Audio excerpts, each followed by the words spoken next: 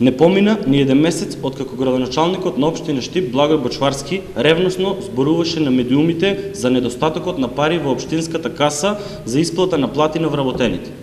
Меѓутоа, тоа не беше пречка во истата таа општина истиот тој градоначалник да вработи 6 лица, активисти на неговата матична партија, кои без ниту еден ден работно искуство и без основни познавања на локалната самоуправа стигнаа и до раководни позиции.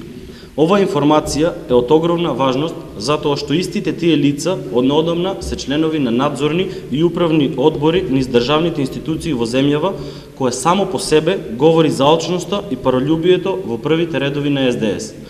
Полека но сигурно се размотува спиралата за живот во Македонија.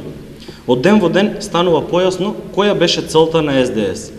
Главните актери на владеачката партија се насочени само кон личен финансиски бенефит и богатење на грбот на граѓаните, а не кон благосостојба на граѓаните на општина Штип, која дадоа довербата на оваа партија.